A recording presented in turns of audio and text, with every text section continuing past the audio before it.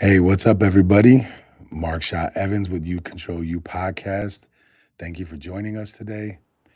As you already know, every episode I talk about what I'm most grateful for. And as always, I'm grateful for my family, for God, for being here, blessed with another day. That's definitely not promised, so I appreciate that. Specifically, since it's Monday, I am so happy and grateful for supportive friends and family. Um, losing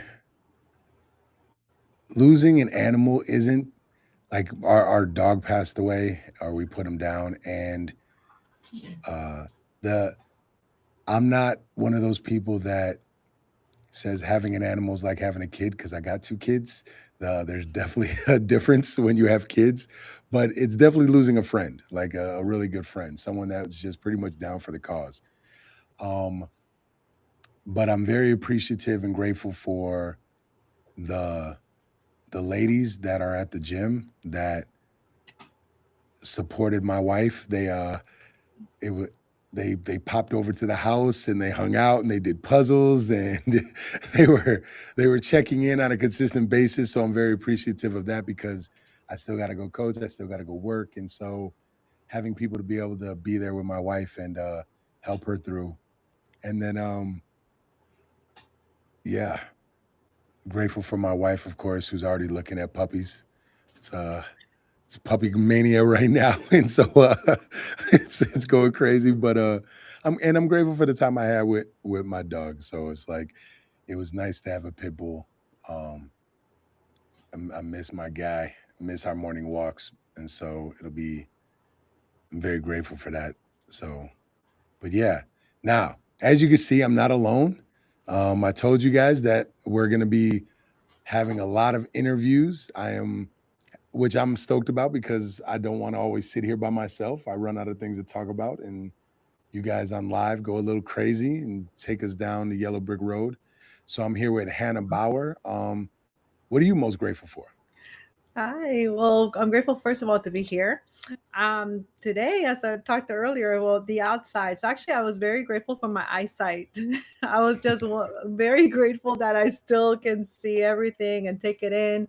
So honestly, it was one of the things I think we just take for granted. I know sometimes I do Hmm. because I, just go, but I'm like, man, I was just very grateful that I can take this in. I like you lost a little one this last week. It's a little one. I had a chinchilla. So Oh, yeah, for the family. But like you, I was grateful for the fact that my son, my older son who plays the piano, came here, and my little one who's 6 years old. Um, it just the way that she grieved was very mm, beautiful in the sense I had not seen that, mm, and she wrote a song. And my son, who plays the piano, put music to it. So out of a her trying to understand the first time dealing with losing hmm. a pet, and my son coming in, it actually created a song in memory of our little chinchilla together, a 6 year old and him, and it actually sounds very beautiful. But Oh I'm man. grateful, yeah, that it in the grief it uncovered a gift. Hmm. So that was it was very beautiful actually how it happened. Oh, that sounds incredible, man. And you said you have five kids. Yeah. So wait a minute. Let me get this right. You are you run your own company. You Yes. are uh sitting at the helm, or one of the leadership chairs in a nonprofit. Yes. You're a mom of five. You you are certified in you have certifications in different fields, Yeah. and you speak. Um, wh- how? That's like I hear people complain that they don't have time all the time, and yeah, you're here just doing it all. So how is that possible? No, I mean, no, it definitely is a myth that I do it all, or that we can do it all or all well at one time. I believe that that's where I would say my addiction, my conviction, my ambition in forming great performing Mm, teams comes in. mm, Because it definitely it takes teamwork to make the dream hmm. work. Even with my kids, something I learned early on was the whole partner, like, like the bigger one taking care of the middle one, Mhm. taking care of that, just like buddy system, Mhm. which they've continued on. So that's definitely helped.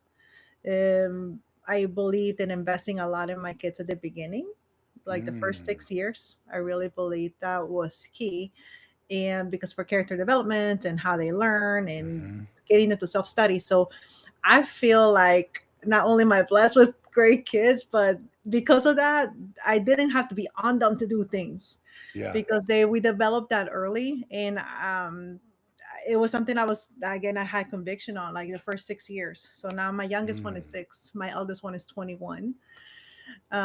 They were the first four are 17 months apart, so it's not like they were. At one time I had them three in diapers, so Oh, it wow. was tough. But I will say I do believe that in a sense I was smart enough to know that I couldn't do it, which is why I had to surround myself by very good people that were way smarter Mhm. than me, way more talented than me, and that had all kinds of things that are like, oh my goodness, I wish I could do what you do. But in being able to leverage each other's strengths, I'm able to do what I do today. That sounds incredible. You just described uh, leadership in a Yeah. very simple way. And what I mean by that is the people always think that leaders are the greatest at this, or this, or this. Mm, And what the one quality I'll say in my experience anyway, being around great leaders, mostly in sports, mhm, since I played sports my whole life and former fighter, but mhm. also in what I've seen in business is leader the greatest thing that a leader can do is put smarter and better people around them. That's their superpower. They're able to bring everybody together Yeah, and surround themselves and say, "Okay, this is what I'm doing. yeah, Let's make it happen." And that's what it sounds like you just described right there. pretty much. So I want to you have a interesting story. And what I mean interesting is that one, you you didn't start in America. That No. wasn't that wasn't your original orange origin story. On top of that, your near death experiences Hmm. are different than others, and it's like different from me, and it makes me I don't know if I want to appreciate the fact that I grew up with violence, but I at least those near death experiences, I'm like, well, I kind of put myself in those scenarios. And so it's with you by the time you were 10, you already had two heart attacks. Yeah. What did that teach you at such a young age and going through that? Well, one, the fragility, once I understood what life and death were different, and I Mm, didn't, I mean, when I was first diagnosed with my heart disease, I was 4, so I didn't really quite understand. mhm, I understood not breathing, and that's what would happen. mm, It's like it doesn't, didn't, the desperation, exasperation. And then I also understood the worry, the love, and I understood that even in very hard times, love really helped me get through very almost impossible mhm, things that I couldn't comprehend, just again being a kid. So I understood that. I grew up, and I said many times, uncertainty became my best friend. There was not a way that I could, mm, um, in a sense, like, okay, if I do this today, I'm gonna pay for it later. In a sense, like I know I'm gonna have to do it, mhm, but it's, like it's worth it. mhm. you know it wasn't that when my heart would go into irregular beats or go into tachycardia, it could be from a sneeze, it can be just because I've been down, or it could be in the middle of the night. So Ooh I wee. couldn't, yeah, it wasn't like I could predict it. Yeah. Something that people couldn't see, right? It's like Yeah. people don't see that you have a heart disease. So a lot of times that would be mistaken. So I also learned a lot about being misjudged, a Mhm. lot. um, And sometimes people taking my not talking as timidity. I was just really trying to save my breath. So it wasn't. I think a lot of times it was just going through things. So I what I learned Yeah. about life were many of these hard things, but I also learned again that, well, first of all, faith and love kept me Mm. through that, and I also learned in the constant failure the lessons that came from that. Yeah. Yeah. Um, and I learned those young. I believe that's what's helped me do what I'm doing now. I mean, honestly, and I'm sure, like just like in your case, the things that you're doing now don't even make sense. Like we don't get to do stuff like what we do now. Like Yeah. Yeah. we weren't supposed to be here. Yep. Yep. And Yeah. the fact that Definitely. we're Yeah. you know, it's that sense. Like I get to do this, and I get to do like learn those lessons from there. But this wasn't the way that was supposed to be. But that's Yeah. you know who says says it. Yeah. No, that's amazing. You say love and faith. So l- was it your family giving you that love? Was it friends? Like who specifically poured that love into you that you can learn from? So specifically, I will say my grandmother. My mom Mm. had to be out there basically. Didn't grow up in the U.S. So health, when it comes to healthcare, there is no health insurance in Latin America, Mhm. and so unless my mom was out there working it, there was no way for me to see a doctor. So Mm. that pulled my mom away a lot. That was it. She basically had to work to find it's for specialists Yeah. that didn't quite yet know the cure. So the one who stayed with me was my grandmother. Mm. And I would say my grandmother was my first coach in a sense because I understood there again not having a cure. I mean, they did what they could, right? I mean, there was some common sense in a sense. Like I Mhm. couldn't move. And I literally, as a kid, I had to many times be tied to the bed because moving would make my heart go super fast and then that would make me collapse. So I couldn't move. But my grandmother would go into that crisis with me. My Mm. grandmother would stay there with me. She would breathe with me.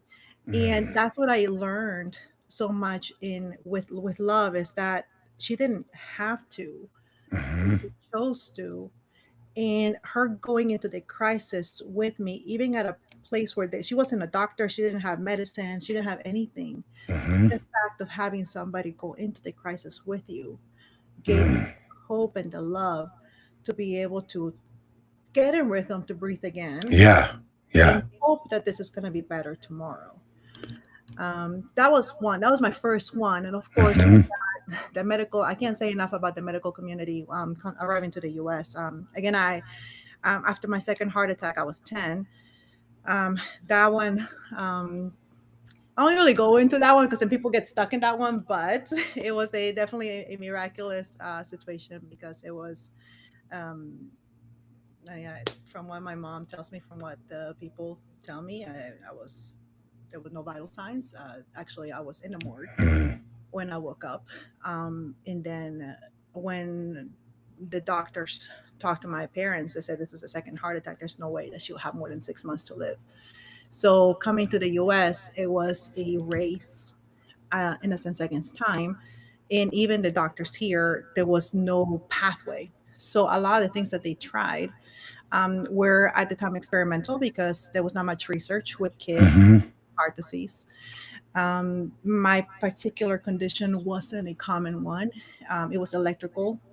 They still didn't have, it wasn't something structural that, hey, if we Mhm. fix that.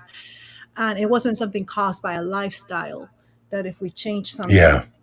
then something will happen. So I learned from the medical community their grit, their Mm. in the experimental part, they didn't forget me as a human.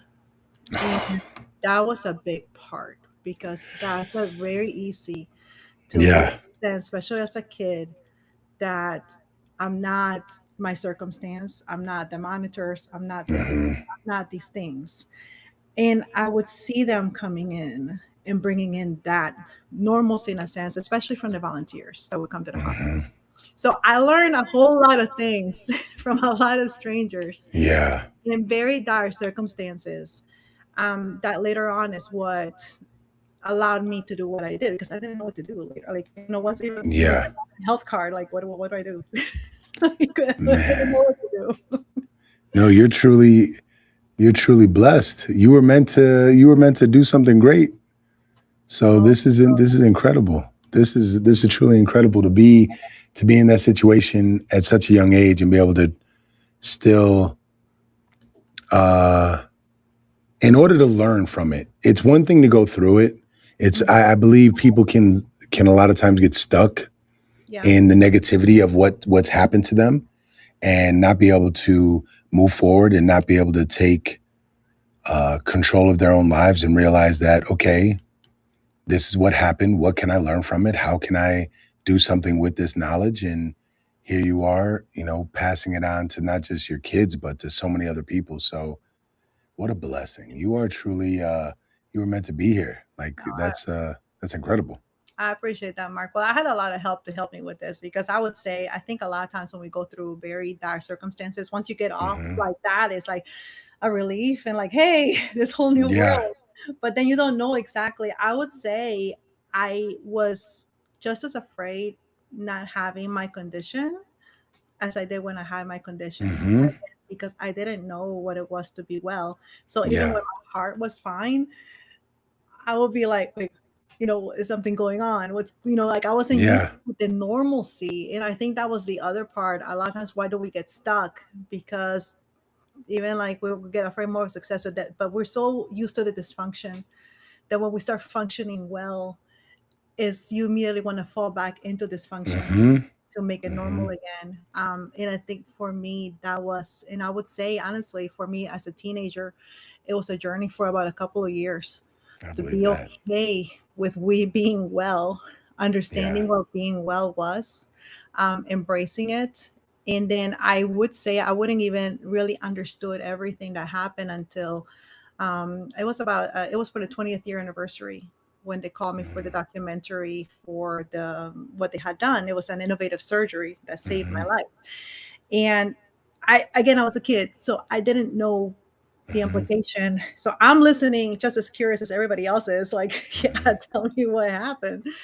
And as they're talking about it, I started learning and realized really not only the excellence and the love, but that once I learned that 3,000 other kids at that moment had been saved through my surgery, it made it so much Wow. worth it.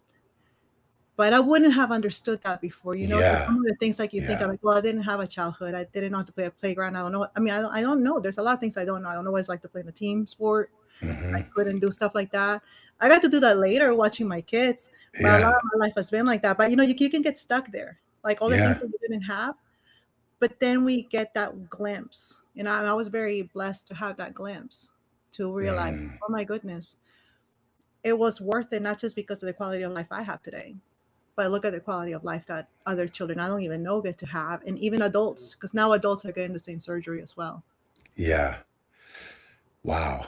Truly, truly a blessing. What you just it's something that we talk about or I talk about on here and it's some often and it's something I talk about in my gym Hmm. is that fight or flight mode, that being stuck in survival mode Yeah. and processing it. It's because I coach fighters, I sometimes say we as coaches, we're creating trauma in your life. Like we have to put you through some of the worst things in the world to get you ready to go fight so that nothing surprises you. Like maybe a move will surprise you, but that feeling of drowning, if you're in an MMA fight and somebody's putting you in a chokehold, Yeah. if you don't feel that beforehand, it's going to suck. And all these situations that we're creating this trauma, but then we got to send you home and you got to be a normal person for your family and for your friends. And so what you just described is more or less you went through this trauma and basically stuck in survival mode. And Yeah. then when you were free from that, it's like, oh, what do I do? What do I do now? I actually have a phrase that I'm going to use for the first time, that here that I'm putting in the handbook is I call it being winter stuck. Mm, When you go through something so terrible, mhm, you basically you get through it and you have two options. You could stay stuck there and keep reliving that moment and never move forward, or you could take that stone with you, remember exactly what you went through and carry it with you and watch you mm, get stronger from doing that.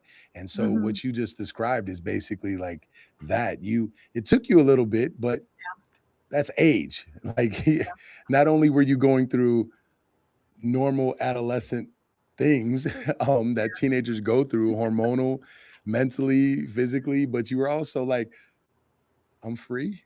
Wait, Yeah, so if I sneeze, I'm not gonna have these problems. Wait, I can move yeah, in bed now? Like, I can't even fathom what that was like. And to see yeah. you now. So what was it? This question just popped in my head. As a mother of 5, Mhm. did did how did that influence you as a parent? Because hopefully none of your kids had to go through this. So this was just specifically with Yeah, you. What when you're raising your kids and now they're 10, they don't have to go through this. yeah. But if they're like any kids, like I got a 22-year-old and a 16-year-old, I can the things they complain about sometimes, I'm just like, Yes. What? What are you talking about?" I'm right there with you. Yeah. Do you understand how life really could be for you right now? So, Oh, yeah. but going through what you went through, how did you ever just look at him and say, or did you play the documentary for him? Or like what was that like being a mom and then going through that? So there's a couple of things, right? I think there was two things, like you said, even like in a fight or flight, and like you can either, yeah, just let me just tender to my wounds the whole time, and of course, then you also have very loving people that will say Mhm. like, "We couldn't want to cut your breaks because it makes sense." Like, no, I mean, Yeah. you went through a lot already. Chill. It's okay. And then I gotta give it to my father, Mm. who didn't cut me any breaks, even though I wasn't, let's say, like everybody else. He's still, Mhm. yeah. And I would get mad. I would get angry because I'm like, well, why can't you be like everybody else, right? Like everybody else is like cutting me in a sense breaks. I didn't want people to feel sorry for me. I didn't want compassion and I didn't want Mhm. understanding. I mean, I was always behind in school because I couldn't go to school, Yeah. so like, oh my gosh, you understand the miracle it is for me to even graduate on time and to take AP classes. Like, do I get any Mhm. credit here? But my father, no. My father was very much in high standards and he will always push me harder. Mhm. So I got that from him. So when it came my turn, I also had the choice like, well, what kind of like, do I want to give them like breaks or do I want them to like, "Argh?" But I Yeah. realized that they needed to have that umph.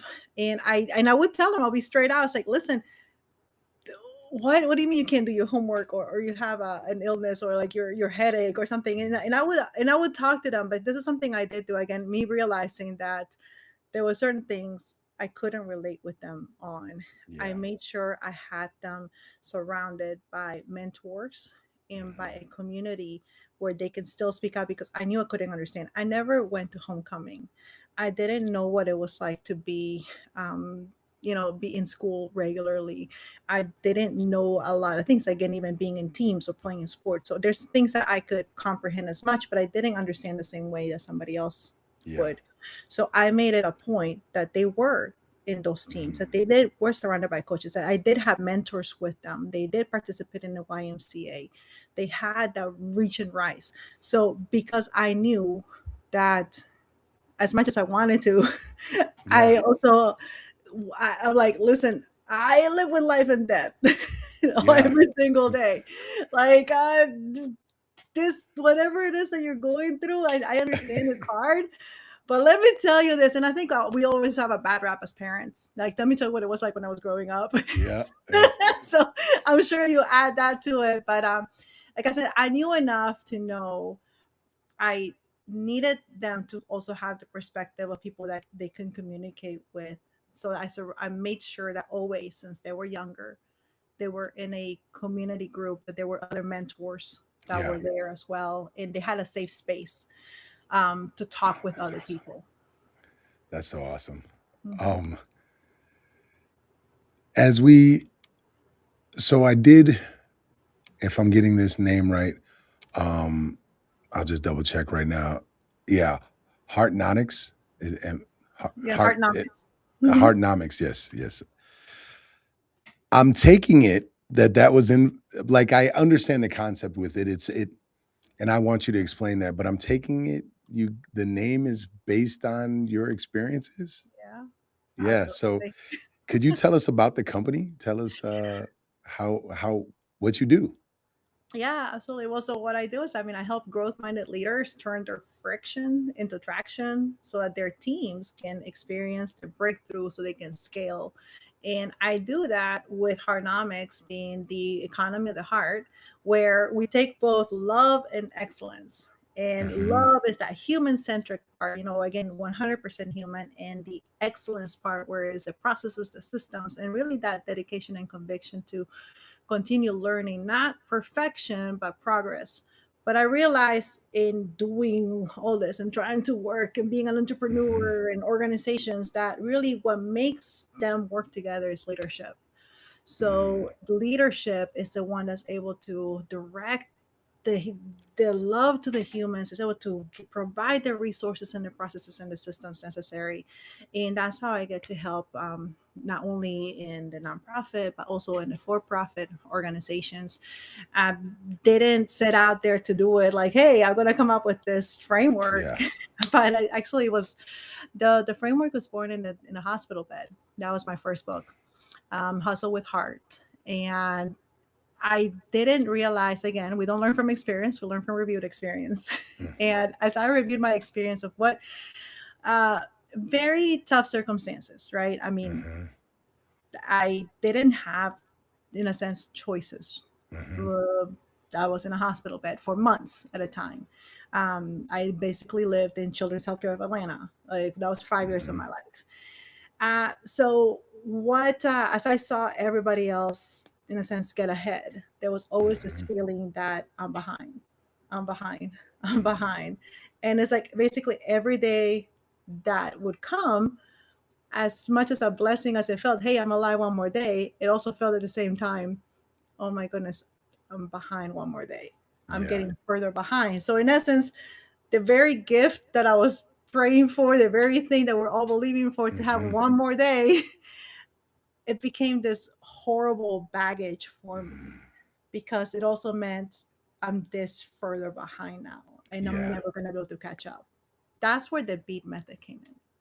That's where I started with the believe, engage, act, transform. And that was a pattern that I didn't realize until I was an entrepreneur, when I was facing the same, essentially a same heart attack, just at the organizational level, because we were hit with market changes, we were hit with Hmm. technology change and labor shortages and just all of this stuff. So it basically was a perfect storm that, to me, it was just a business heart attack. It was Hmm. happening right there.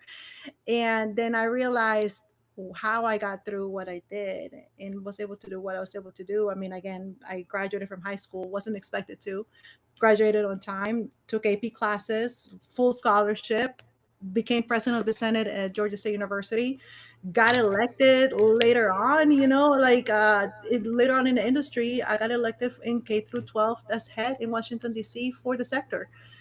I wasn't allowed to go to school for 5 years, and here I was leading the U.S. educational industry. So Just that just that's pause for a second. Just pause and just like I want you just to like real talk. yeah, Just recognize the power that you just swung right there. yeah, Like 5 years of not going to school, yeah, and in and out. you looked at life like, hey, this is mine. I'm Yeah, gonna go get it. Like kudos. yeah. Thank Like you. go ahead with your best. Like that's dope, man. Like I know I watch like me and Corey just had like a little look like I seen his face looking at the screen like, oh, okay, Like, yeah. Yeah. So, like, And don't forget, I kudos, didn't speak English when I came to this country either. man. So Why she just it keep was, yeah, she's it just was a big adding to it. deal. She's just Yeah, adding no, to it. Hannah's just like, look, I could be president if I wanted to be. They're lucky I ain't running for it right now. no, Like nah, they're lucky. Forget being the first female president. I'll be the first female Latin president. Like we getting it. So no, we that's are getting it. incredible what you just described there. And like it leads me to this question. What is the biggest lie that we tell people about leadership? Um, well, the biggest one, yeah, there's a lot. Um, I think the most common one will be that you have to know all the answers, that you have to know everything, like Mm, that you're the one. Like, hey, you can't be a leader unless you know it, or you have yeah. all the experience or all the stuff. And I'm gonna tell you, I don't think, especially now, I don't think you have the experience or will have an experience with the massive amount of changes we're going through. Hmm. So that's putting almost an unreachable expectation on. No, I don't think any one of us have gone through so many changes and so many Hmm. times as a unit, as globally as we are. Doesn't disqualify you as a leader, or it doesn't disqualify leadership altogether. Mm, And I think that's where a lot of people are, because, oh well, I don't have all the answers, or I don't have all the experience. They don't only give away the opportunity of leadership, they give away their authority altogether, mm, sometimes as a human. And I believe that's also a lie, in the sense that, first of all, you lead yourself. There's no way, there's no way I could have done what I did in any way, shape, or form. One, if I didn't have a community, I didn't do this by myself. I mean, this was the doctors, this was my family, this was yeah. everything. So putting yourself with the right people. But the other part is, I had to believe. And that's actually, again, in my method, that was the first thing I had to realize, that I was, yes, I was stuck in a bed. Yes, there was no answer. Yes, all these things I couldn't control, but I could control this. I Oh, could control what was in my oh, head. And that was my breakthrough. I had control. So even in leadership, number one thing is, and again, I'm very much a person of faith, but I do believe that God doesn't call the qualified, He qualifies the called. And I believe there's many times, positions, you're gonna have opportunities to be a leader where you're not gonna feel qualified at all. And that's mm, okay.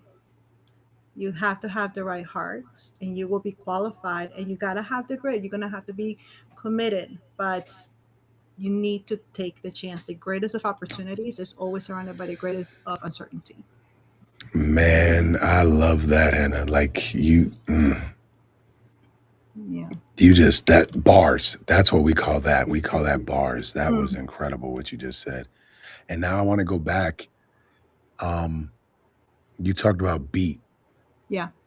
Now, before we went on, we you were talking about a master Brazilian Jiu Jitsu Yeah. artist, martial artist, and so and he was talking about uh not wor- he basically doesn't have to strain himself the entire match. And then you talked Correct. about Messi the same way. And it's funny because it's something that I'm always talking about with fighters. It's like you're always rushing this. You're rushing these strikes. Mhm.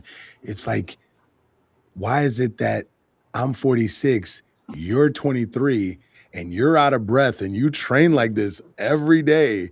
I just get in here and I do 3 rounds with you and I'm chilling.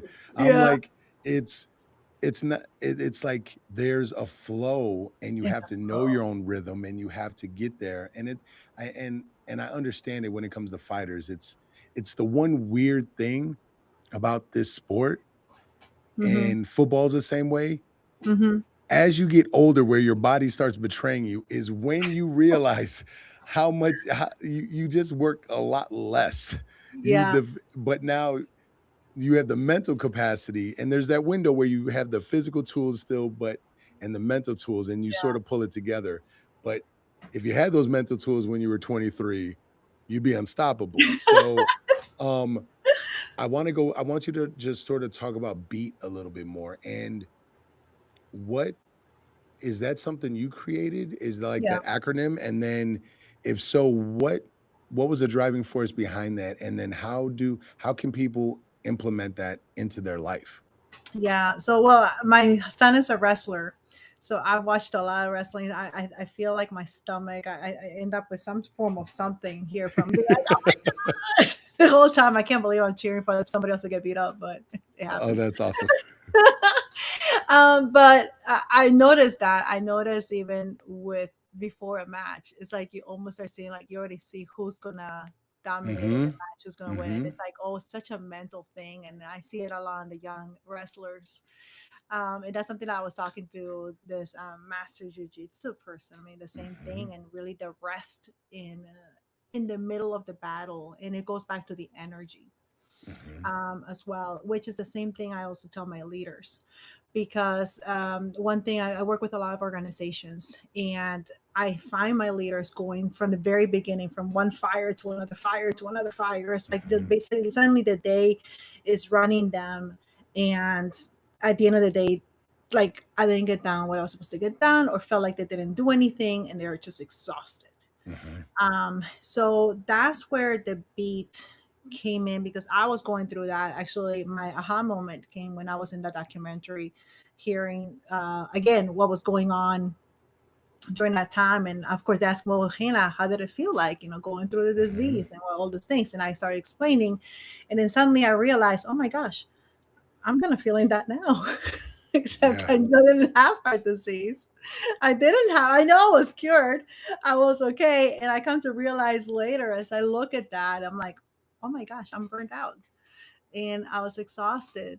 And that's where I had to dig deep and go back again. How did I make it through there? How did I make it through a Mhm. very tough situation as a kid with nothing like that Mhm. really gave me, in the physical sense, hope? And that was again with the, I started with the belief.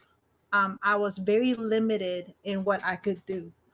I Mhm. was bound to a bed. Even when I wanted to sneak out of the bed, it could backfire on me, because I would Yeah. collapse, I would pass out, or my heart would go into these rhythms, and then suddenly became a code blue. So it wasn't like I could even sneak away just Yeah. for fun. So I had to learn there to be okay with the circumstance. And that's where I got into the second part of belief, which is engage. And that's the second letter in beat. And Mhm. engage for me is I became very resourceful in that bed. I became very, very resourceful, even in later on in life, with my whole feeling behind is Mhm. engaging with whatever it is I was, and engaging with a person, engaging with the chords, engaging with the room, engaging with the environment, engaging with the sky outside in the window, Mhm. whatever it is I could engage. And from that engagement, then an action that produced. So even in the hospital, the smallest of actions, like with the day that you get up, it's like, yay, we celebrate. And then you work around the hallway, oh my gosh, you didn't fall. So that's awesome. And then, like, so we learn to celebrate those moments. And I realized part of my burnout was because I was not celebrating those moments in my daily walk Mhm. with what I was doing in leadership. I wasn't enjoying it anymore, and I took a Mm. lot of things for granted. So in the action, understanding that the smallest of action will trample the greatest of intentions. Mm. So even if that meant moving, just whatever it is going to take that one move. What's going to make me go further? And again, I'm using the engage as fuel to move that Mhm. smallest of action. And then what is the transformation that that gives me? Basically, the beat method is an alignment method. Believe, engage, act, transform is my belief. What do I need to switch here? What can I engage? What can I be grateful for? What can I move? What is something there? What's the smallest action I can do? Text somebody, call somebody, get up, go outside, do Mhm. go and create, I don't know, create a spreadsheet, because my stuff is out of mess in my finances. Yeah. Whatever that is, what is it gonna do? And is this going to give me the transformation I'm expecting? What is the transformation? Because we have that opportunity. That's the one thing as humans that we have. it doesn't really near how you start doesn't it's not nearly as important as how you end. Really, it is Mm, because we have a mhm. transformation. Animals can't do that as much as they can't choose that. We do. We get to choose that. As humans, we are the ones that, oh my gosh, you started there and now you're doing what? Yeah. It's that. And that's where the transformation came in. And it was little bit by little bit. And I guess that would be my first case study, because that's what I Mm. used through the hospital. That's how I got through college. That's how I got through all of the things. That's how I got through massive disruption in my business and getting to do what I get to do now. And this is how it helped. It is simple heartbeat. And it's that internal alignment. You cannot give what you don't have. So my entire program is based on the inhale, exhale, just what I had to do to learn to breathe. Is to believe, engage is something internal, and act and transform is external. Is what we give, right? The action and the transformation is part of our purpose and the fulfillment we get. So the same thing is the internal, external, internal, external. And for organizations, I do the same thing, but using core, which is cultivate, optimize internal, and reach and elevate external. And so it's everything I teach in my leadership is the entire thing is a breathing system. This is what my grandmother would tell me. She would tell me to breathe. And that's how I got through heart disease, which is Oh what I see man. every day. I can That's so powerful. Like, thank you for sharing that first off. Like, that is absolutely powerful. I am a firm believer of, and it's something I talk about often, that you gotta you have to believe it. Mm-hmm. You have to essentially work to build it, Mm-hmm. and you you're constantly speaking positive energy into it every day. When you're Mm-hmm. stressed out, when you're going through it, Yeah. it's how we train fighters. It's like breathing. We got to reset that brain. I tell them all the time. I'm like, you taking a breath is hitting Control Alt Delete on your computer. It resets the Yes. computer system and gets you going again, so you can actively think. So just hearing you It's break it amazing. down, and what's what's incredible is that I can picture at least what goes through my head when I'm listening to you speak right now, Mm-hmm. speaking about beat and then speaking about core. If I was in the audience and already knowing what you went through with your heart, I would think, I'm like, she's literally, this is how she's going to organize everything in your life.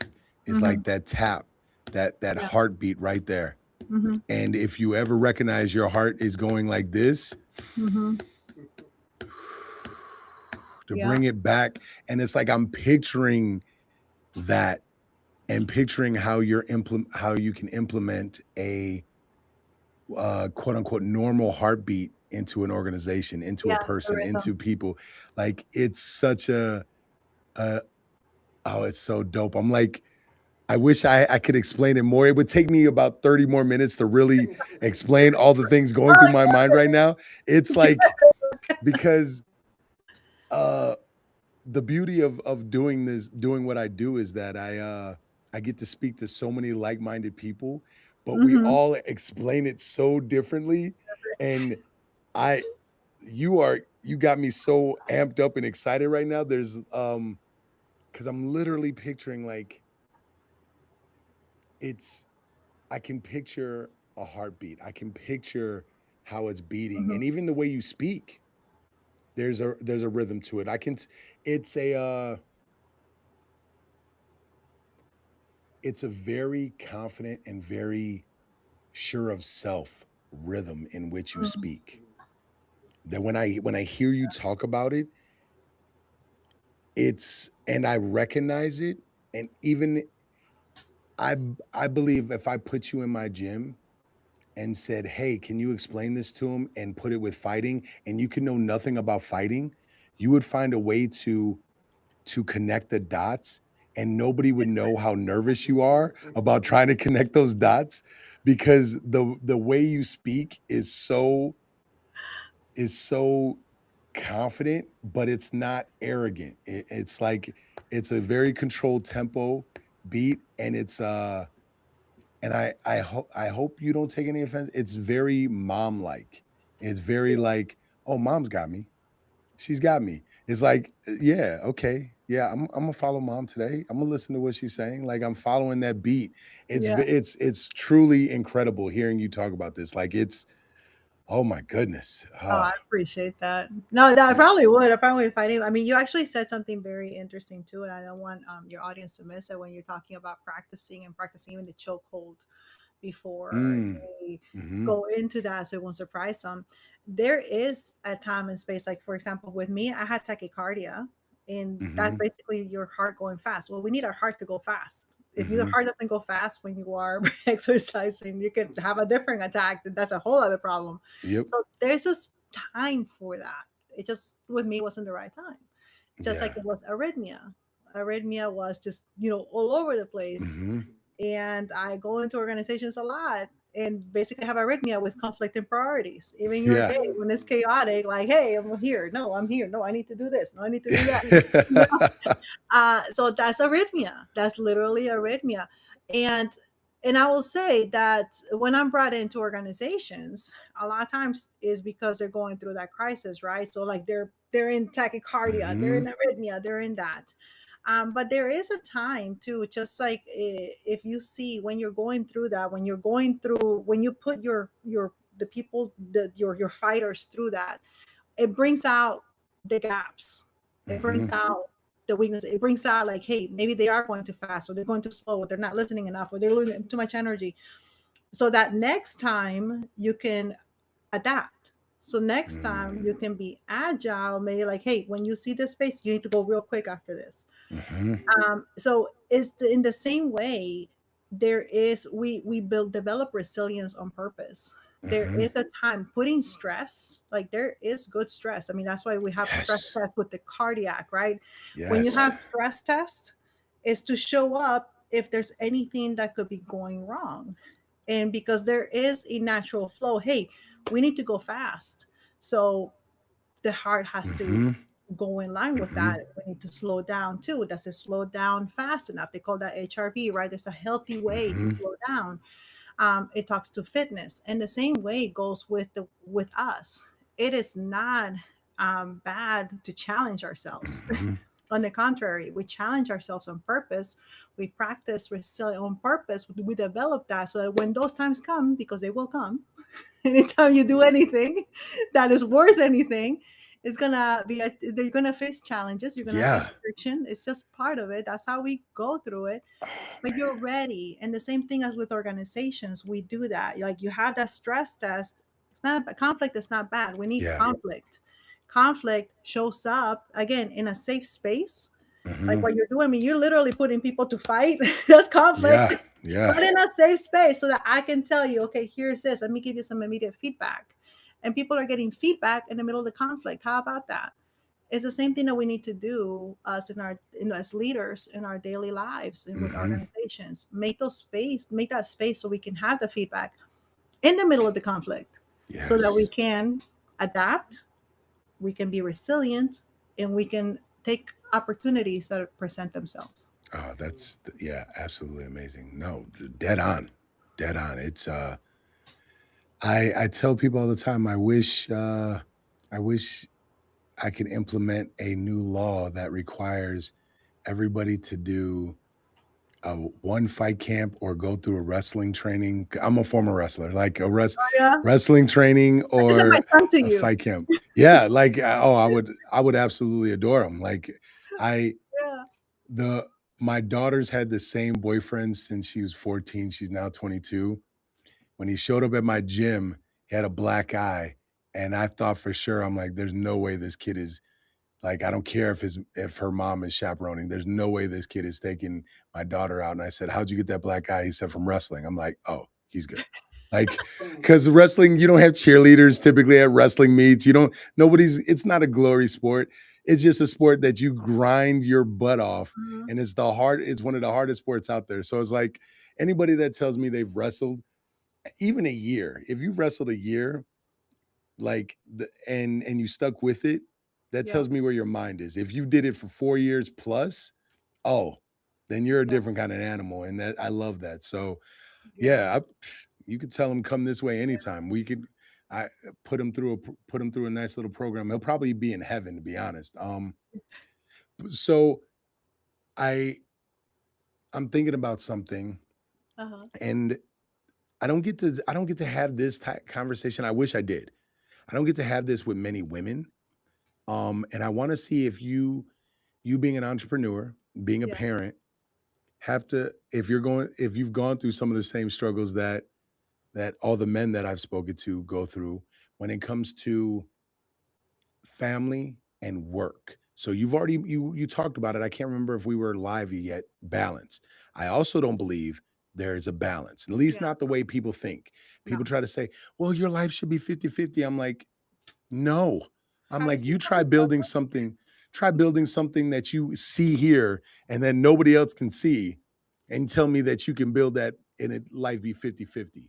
So what was the what what was life like for you with kids, with relationships, things of that nature? Like I think about myself in this one. I'm on my second marriage, Mhm.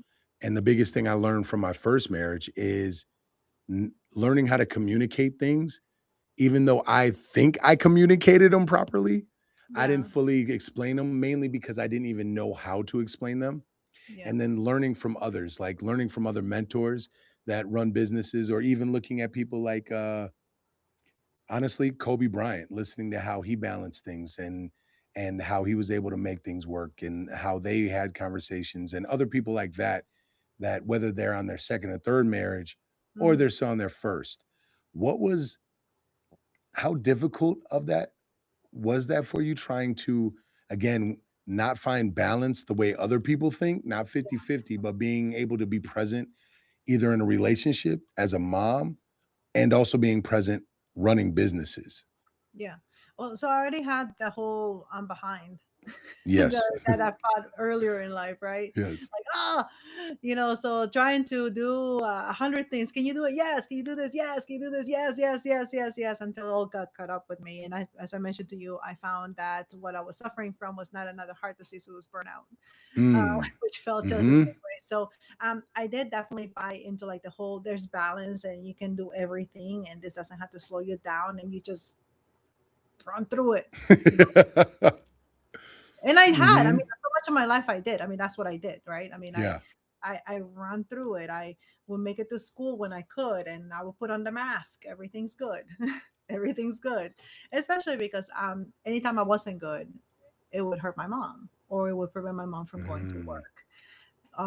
So I'm good.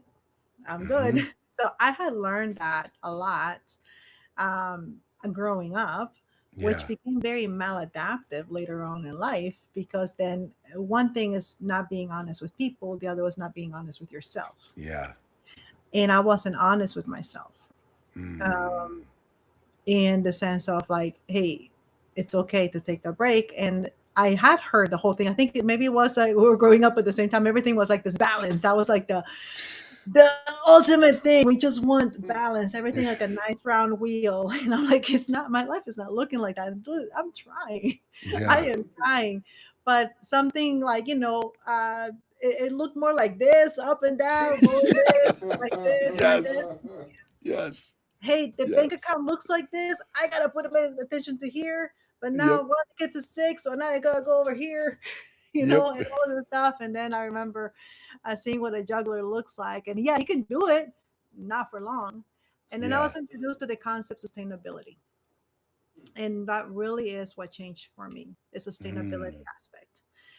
Understanding that, yes, there are sprints in life, there's seasons and things, but really we're talking about what I have to recall again, what my doctors were looking at. Again, I was in a heart transplant list when I was 12. They said that if everything went well, I would have 10 more years to Mm. live if everything was fine, right, with a Yeah. new heart. But my doctor always said that my muscle was strong. The immediate solution could have bought me 10 years maybe, Mhm. but a solution that was riskier that would take more time could have bought me what it did, a longer Mhm. lifetime and sustainability. And I would say the same thing happens with this. Sometimes we'll look for the short solution, that whatever's going to provide that relief or provide that dopamine and provide Yeah. that.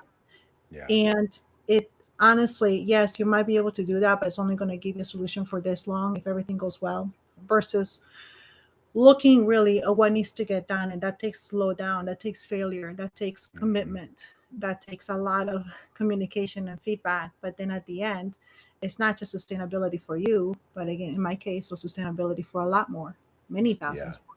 So I would say that too.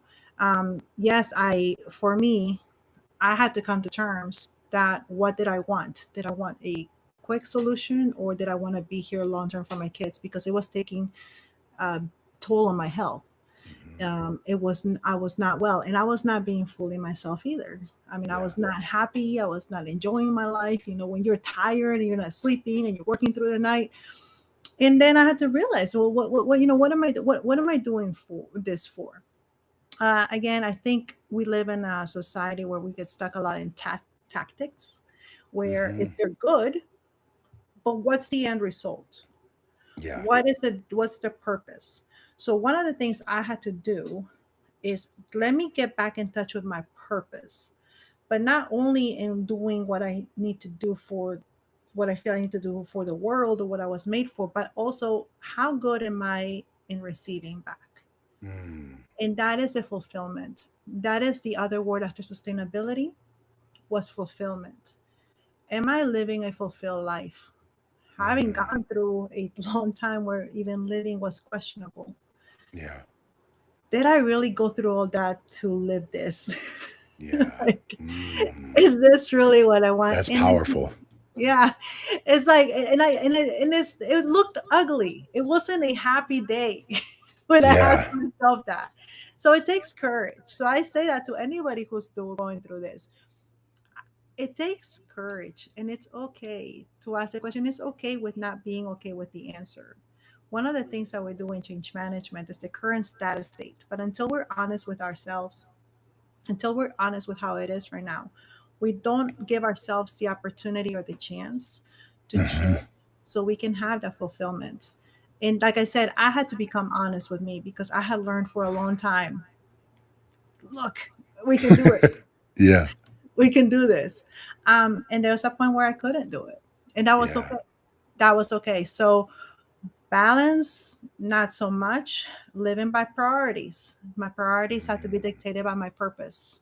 And my purpose wasn't only about what I was giving, but it's also what I was receiving in return, which was my fulfillment. How did I find fulfillment every day? And I had to answer those questions. And it wasn't just a one time thing, it was going back to it and going back to it. But learning to receive, like I think I told you today, it's like today I was like, okay, I'm going to put a stop and I'm Yep. going to focus on receiving. I'm going to focus on that fulfillment. If it's looking at the sky, taking it in, even in the humidity, whatever that is, but Yeah. taking in, because I needed to get my head back into what are we doing for this next quarter?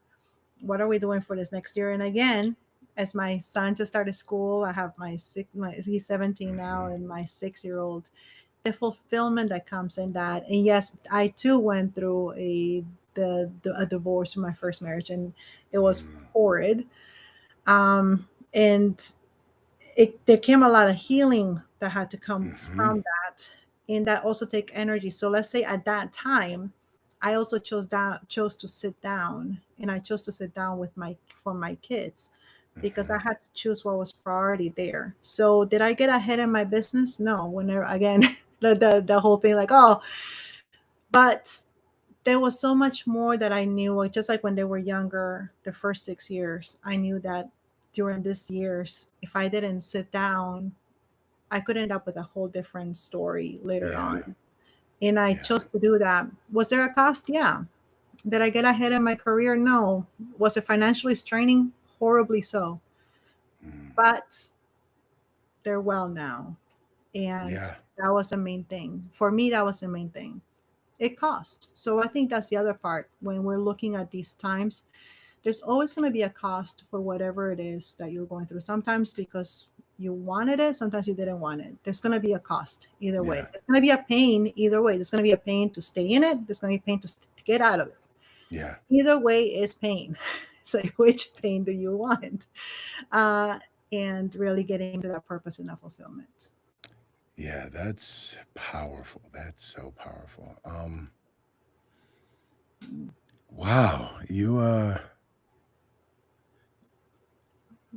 the way that you the way that you break things down is so incredible. Oh, And I know I know people are going to learn from you when they watch this.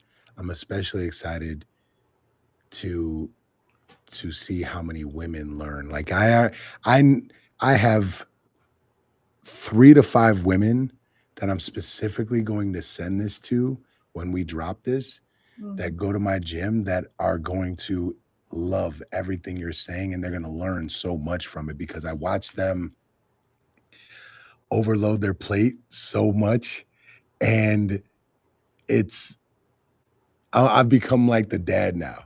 So when I say something, it's not it doesn't always they hear me, but it's like, dad's talking again, type of deal. Like that's how it is at the gym right now. And so having them hear it from someone else, especially a woman, Yeah. will impact their lives. And some of the things you're saying make me think of Bob Proctor.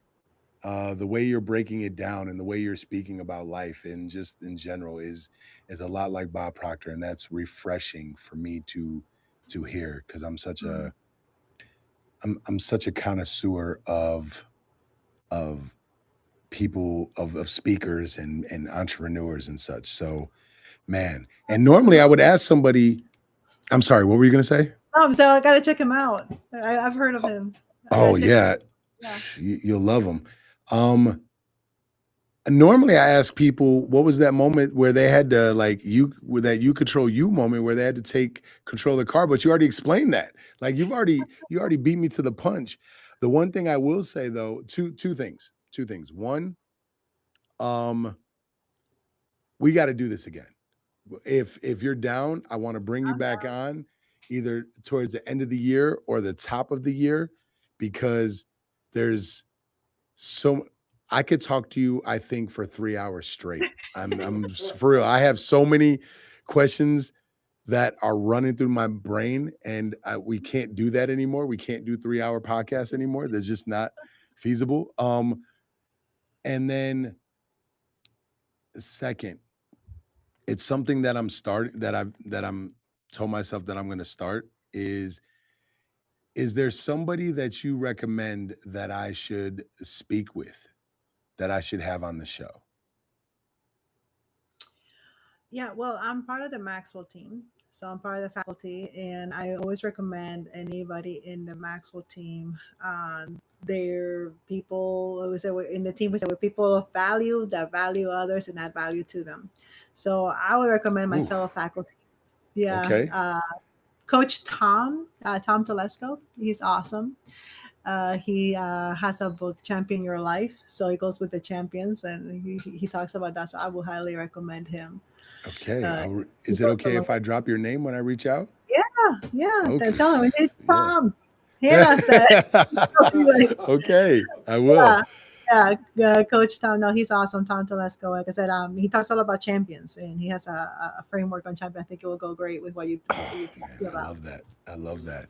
And then where can people find you? I want everybody to come over to you. I want them to learn beat. I want them to where can they find you at?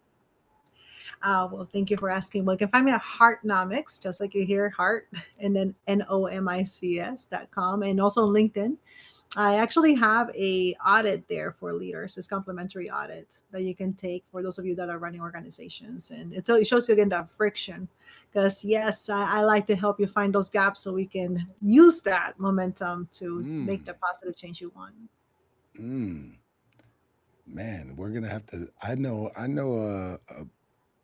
a couple presidents of a nonprofit that could use the.